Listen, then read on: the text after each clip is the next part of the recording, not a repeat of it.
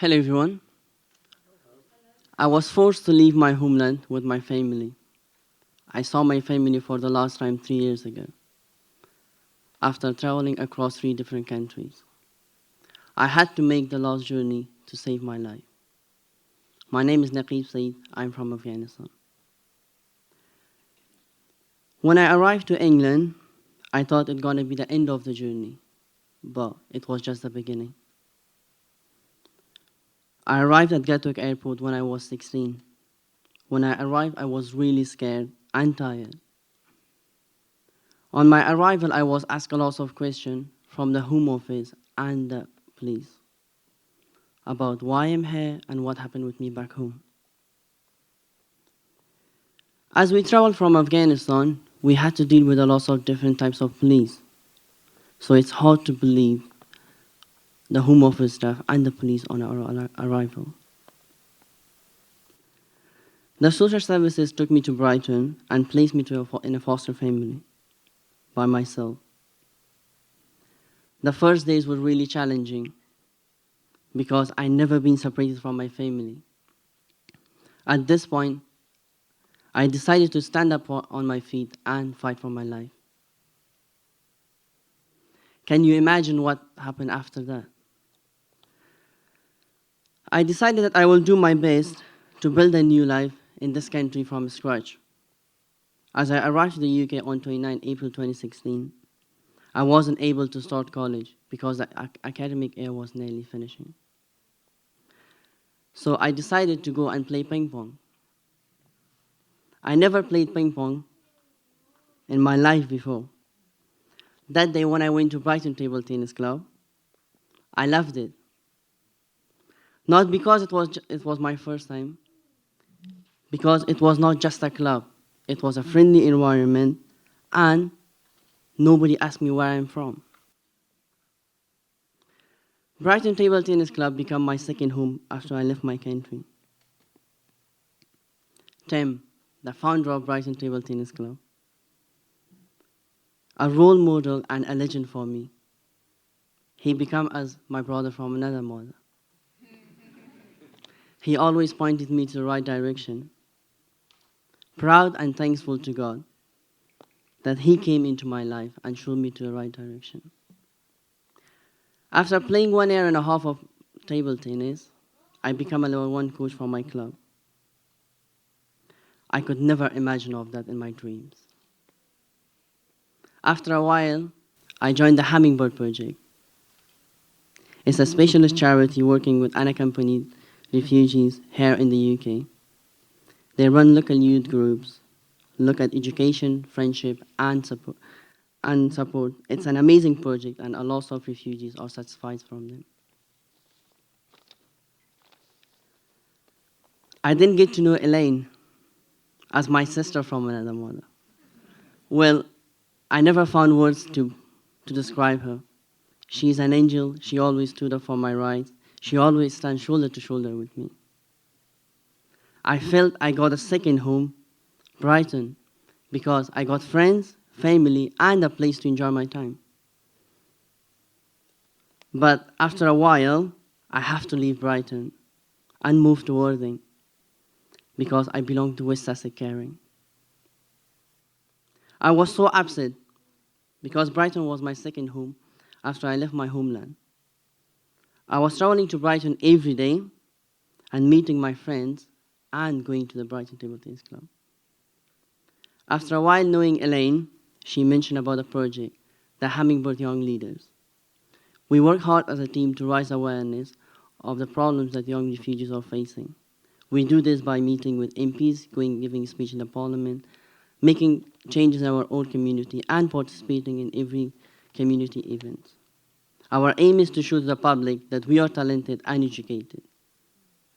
We are not aliens or zombies. We are just human as like you. My great achievements are speaking at the 18th anniversary of Kinder Transport, speaking at the 17th anniversary of Amnesty International Human Rights, Saint-Jean-C IGM, Brighton University, meeting with Chief Inspector of Immigration David Walt, winner of the Best Campaigner of the Year Parliamentary Award 2019, and of course, glad to be here today. I have faced a lot of challenges in my life. I had my home office interview after an year and a half waiting. I didn't know about asylum or home office, and nobody explained it to me. When I arrived, I didn't know what the home office and the asylum is. Waiting for that long for my interview,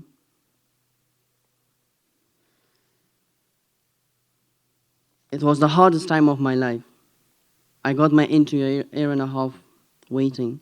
I was feeling so scared because I didn't know what's gonna happen to me. I was leaving every single day thinking that they might send me back where my life is in risk. I had nightmares every night, of what happened with me back home. By having the interview, I thought it's gonna be over. When the day came, I went to the home office for my interview. I have been told that my interview is cancelled. I was really stressed and annoyed. Can you believe after waiting 1 year and a half, and then it gets cancelled because the home office doesn't brought the right interpreter? My interview was rescheduled for 4 weeks later. I was shocked because if they can arrange an interview in 4 weeks' time, why did I wait for 1 year and a half to have my first interview? On that period of time, I joined a theater group called Borderline. The show was based on true stories from asylum seekers and refugees. It's a satire of Kali Jungle. We perform shows all over the UK, Europe, and India. I wasn't able to travel because I haven't got my status. I feel left alone in the UK. The show had an important role in my life because we were 7 or 8 refugees, shared our life stories, and created a show. It was personal to us. We had good feedback always from the audience, and that motivated us to do more. We believe that there are people listening to us.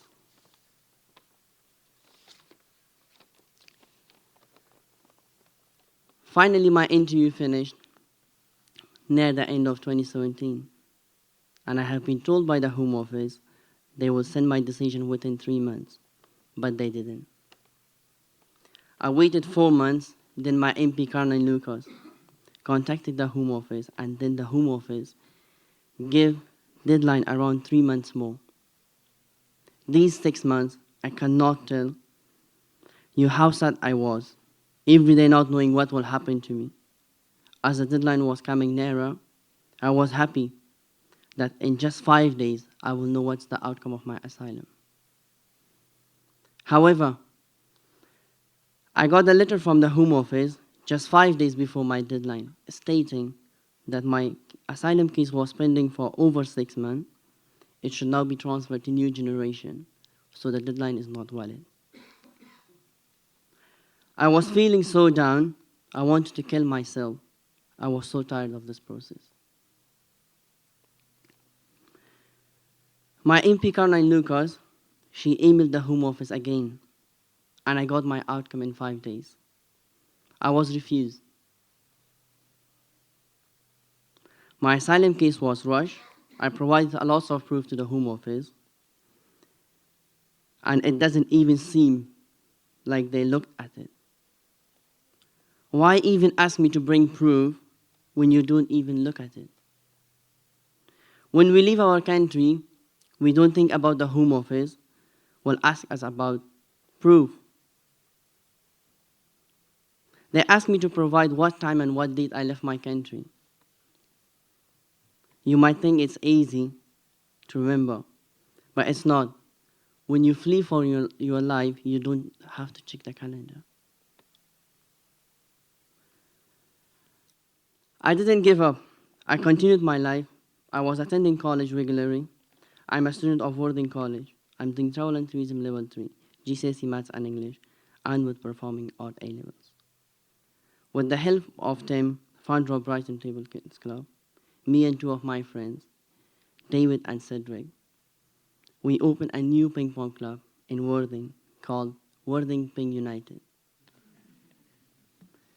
I believe that life sometimes brings challenges, but always we should face it and try to solve it.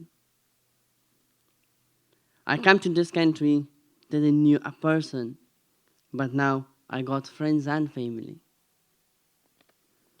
Working with all these charities opens a lot of doors to me, such as I was on The Guardian 3-4 times, BBC, ITV, National Kids Geographic Magazine, Brighton and Hove News, Independent, British Film Industries, and so on. After all these achievements and contribution to the government doesn't believe me. So in mid-2018, I appealed to the Tribunal Court, and we got a court date.